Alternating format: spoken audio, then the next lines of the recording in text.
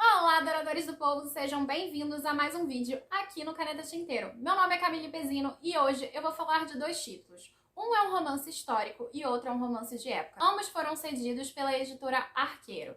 Hoje a gente vai ter em destaque o romance histórico, que foi o meu pedido de fato, que é Lua no Céu de Cabul, da Nadia Hashimi. Eu me apaixonei por essa autora quando eu li A Pérola que Rompeu a Concha e eu continuo completamente apaixonada por ela e a gente vai ver isso em breve na resenha. No entanto, a editora me enviou como exemplar para eu conhecer um pouco um romance de época, que é da Beverly Jenkins, que é nada mais nada menos do que Ventos de Mudança, o primeiro livro da série Mulheres Pioneiras, que vamos ter uma protagonista negra dentro desse romance de época. Pois bem, então vamos fazer um breve resumo, uma breve análise e falar um pouquinho dessa edição de cada um desses títulos, claro que primeiro de Lua no Céu de Cabul e um pouquinho do livro da Jenkins. Então, vem conferir. Fazendo o resumo de Lua no Céu de Cabul. Aqui a gente tem como protagonista a Fereyba e desde a infância até a adolescência e a fase adulta vamos acompanhando os passos dela. Quando ela nasceu, a mãe dela faleceu. E isso foi um marco, um baque na vida da família dela. Não só para ela durante toda a vida, mas também para o seu pai, totalmente apaixonado pela mãe.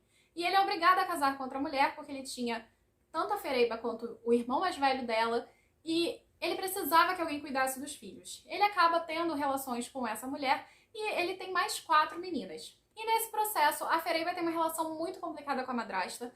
A madrasta coloca ela como basicamente empregada doméstica da família, enquanto as irmãs vão estudar. Até o dia que a Fereyba se revela e se rebela contra a família, dizendo que também quer. Pois bem, entendendo que isso foi muito difícil para ela, a possibilidade de conseguir estudar, ela quer ser professora. Nesse meio do caminho, ela acaba se apaixonando por um rapaz que não dá muito certo até encontrar o marido, que é um engenheiro. E esse marido é um cara muito legal e ele quer ajudar o Afeganistão. O trabalho dele é muito importante, por isso que ele se mantém em Cabul. Só que isso faz com que ele morra. A Fereyba, ela não tem outra escolha senão levar os seus 3 filhos, que é o Salim, o mais velho, a Samira e o Aziz, que é apenas um bebê, para fora. Ela vai tentar ir para a Inglaterra, onde a sua irmã está, e finalmente dar uma oportunidade de vida para os seus filhos. Mas será que os seus filhos, nesse processo, não vão acabar perdendo a infância deles como ela acabou perdendo? Antes de começar a falar de Lua no Céu de Cabul, eu quero conversar com vocês um pouquinho sobre o regime do Talibã. A ascensão do regime do Talibã se deu nos anos 90, após ataques da União Soviética no país. E por conta de bombas caindo literalmente na cabeça das pessoas, elas resolveram apoiar o Talibã no início. Para quem não sabe, na língua pashto, Talibã significa estudantes. Então, eles pregavam a lei islâmica, a verdadeira lei islâmica, como cerne, como centro dentro dessa cultura. E o que essa lei pregava e dizia para a população é que mulher não tem que trabalhar, mulher tem que vestir burca, mulher não pode sair desacompanhada, mulher não tem direito civil. Da mesma forma que os homens eram obrigados a manterem as barbas. Então, o governo do Talibã ele foi regido de uma maneira muito truculenta e violenta. Foi tão nefasto que hoje, depois que Joe Biden resolveu dizer que sim, vai acatar o que o Trump disse sobre tirar as tropas dos Estados Unidos do Afeganistão, o Talibã voltou a ascender. E esse retorno do Talibã foi tão absurdo, tão nefasto, que você pode encontrar vídeos na internet de lotações de aviões de pessoas desesperadas para sair do país. Gente caindo literalmente de aviões, porque o avião estava tão lotado que não dava todo mundo lá dentro. Então o Talibã foi realmente um regime que, para ensinar as pessoas a respeitar, fez demonstrações públicas de violências. Então a primeira coisa que eu quero comentar a respeito do livro da Hashimi é que a leitura dele hoje, nesse ano, ela é fundamental para você entender o Talibã do passado. E hoje, claro, o Talibã diz que mudou as suas diretrizes, mas todo mundo tá cético em relação a isso porque não dá pra saber. Enfim, agora falando do livro da Nadia Hashimi. A gente sabe que o governo é o Talibã. E a Fereyba, ela tá desesperada por causa dos seus filhos. Então ela resolve, justamente porque não quer que eles fiquem sem mãe, como ela ficou sem mãe, que eles precisam sair de Cabul. A primeira coisa que eu quero comentar é sobre a transição de infância e adolescência para a fase adulta da Fereyba. Toda a construção das 100 primeiras páginas ela é muito coerente pra gente entender quem é a Fereyba, a força da Fereyba, a importância disso, de as crianças terem mãe e infância, para a própria Fereyba, porque ela não teve nenhuma das duas coisas. E é também muito marcante e muito incrível como esse livro ele vai dialogar com a questão dos refugiados. E ela faz isso através da própria Fereyba. A Fereiba é uma filha sem mãe. Como ela vai se tornar uma cidadã afegã sem estar no Afeganistão.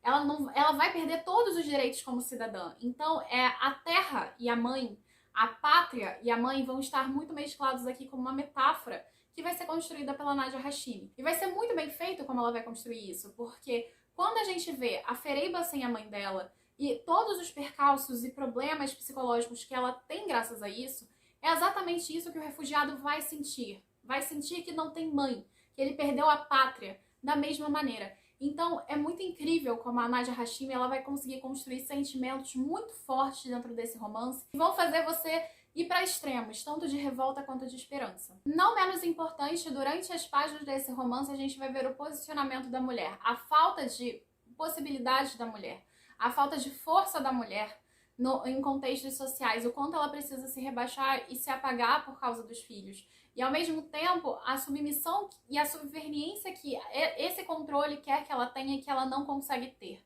Então, a Fereiba é uma personagem muito forte, tanto quanto as personagens de A Pérola que Rompeu a Concha, e mais ainda, ela consegue trazer personagens muito palpáveis dentro desse contexto histórico. As personagens fazem sentido no contexto que elas estão sendo inseridas e é muito bem feito, é muito palpável e você vai sentindo a dor dela o tempo inteiro. E dores que, pra mim, são incalculáveis. Eu não sou mãe, então, assim, vou ser honesta, eu não faço ideia de quanto deve doer algumas das ações que ela é obrigada a tomar na narrativa. Outra coisa que eu quero destacar é a infância e a guerra. Eu já destaquei, por exemplo, a questão do Talibã, a questão da mulher, então agora eu posso falar sobre a criança e sobre o Salim. A narrativa é dividida entre a Fereiba, a infância, a adolescência e a fase adulta da Fereiba e do Salim. Tem duas coisas muito legais aqui nessa jogada, que a Fereiba ela não quer abrir mão de contar a história do Salim, mas ela é obrigada a fazer isso em certo momento da narrativa. E o Salim toma a própria voz. E é muito legal como a Nadia Hashimi vai mostrar pra gente a importância do próprio Salim ter voz. O Salim ele é uma criança que viveu num contexto de guerra desde antes do Talibã, e justamente por conta disso ele entende que uma bomba pode cair do céu a qualquer momento, na mesma medida que alguém pode simplesmente tirar seus direitos do nada. O que mais a Fereiba temia, que era a falta de infância dessas crianças, é o que vai acontecer. E o Salim é o que vai ser mais prejudicado em relação a isso, porque com o afastamento do pai do lar, o Salim, que é o filho mais velho, vai ter que tomar conta da mãe, que não pode sair de casa. Ele é obrigado a sair no lugar da mãe, porque se a mãe saísse sozinha, ia apanhar. O que acaba acontecendo aqui é que o Salim, como várias crianças do Afeganistão, como várias crianças do mundo, graças a um contexto político, vai perder todas as oportunidades de poder curtir a própria infância. E a gente vai vendo alguns momentos que o Salim é muito ambíguo. Ele é muito infantilizado em alguns pontos, em outros ele é muito maduro. E a gente vai vendo a dificuldade dele de querer amadurecer cedo demais. O quanto isso é dolorido pra ele. E acontece aqui uma cisão entre os personagens, que a gente já vê direto no prólogo, que o Salim está desaparecido. E a gente vai acompanhar o desaparecimento do Salim enquanto todos esses momentos são muito difíceis para ele. Inclusive, isso vai influenciar no final. Se você não leu esse livro e você tá preocupado com o final, ou se você não leu esse livro e você não gosta de finais abertos, eu preciso destacar que é um final aberto. E é por isso que as pessoas não gostaram. No entanto, é muito coerente com a situação dos refugiados. É um livro que vai conversar com o refugiado e vai conversar com você sobre o refugiado. Deveria conversar com a Europa, que abusou totalmente da Ásia e da África e agora não quer refugiado. Na Europa, você deveria aceitar os refugiados porque você explorou a galera toda, né? O que acaba acontecendo é que é uma conversa sobre a questão do refugiado. E nem sempre a gente sabe o final do refugiado, nem sempre a gente sabe onde está o filho, onde está a mãe, onde está o pai.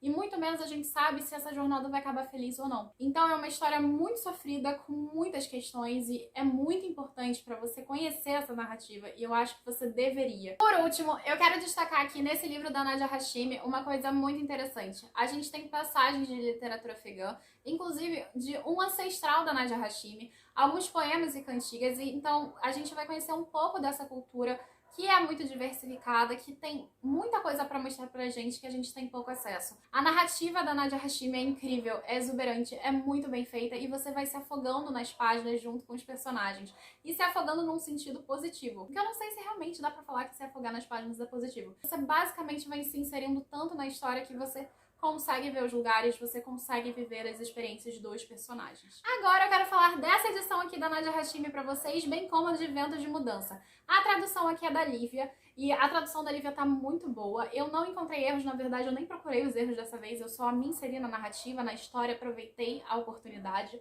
Eu gostei muito dessa capa. E a gente tem uma diagramação muito confortável. Da mesma forma que a gente tem uma ótima tradução da Isadora Sinai aqui e uma diagramação tão confortável quanto em Ventos de Mudança. Eu gosto muito dessa capa porque representa essa parte sulista dos Estados Unidos, que é onde se passa a narrativa. Agora eu quero fazer o resumo de Ventos de Mudança. Em Ventos de Mudança a gente conhece a Valinda. É a nossa protagonista, quem a gente acompanha. É uma mulher negra do norte dos Estados Unidos. Ela vem de Nova York, então o contexto de escravidão para ela é muito diferente do contexto do sul. Mas isso não quer dizer que ela não passa percalços por conta disso.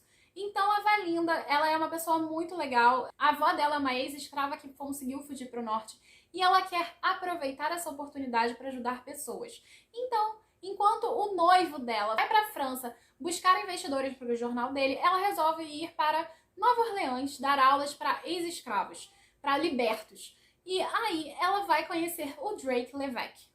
Drake Levesque tem um sangue de pirata e basicamente é um cara muito legal também. E esse cara legal acaba salvando a Valinda de uma situação muito complicada e, bom, vai rolar química, né? Agora, fazendo a análise de Ventos de Mudança. Da mesma forma que no livro da Nadia Hashimi, e aí eu quero destacar a diferença entre romance de época e romance histórico. Na Nadia Hashimi a gente vai ter uma centralização da narrativa histórica e os personagens vão estar acompanhando essa narrativa histórica, diferente do romance de época, que o plano de fundo é histórico. Mas isso não quer dizer que a história vai ser fundamental aqui no contexto. E principalmente na construção dos personagens. Um dos meus maiores incômodos no livro da Jenkins, e isso é em todos os romances de época, é que as personagens são fortes e independentes demais. Família, é um problema personagem ser forte e independente? Você tá maluca? Não. É porque dentro do contexto histórico, elas podem ser fortes e independentes de um jeito que faça sentido na história. Não é o que acontece em 99,9% dos romances de época. Então acaba sendo muito incoerente pra mim.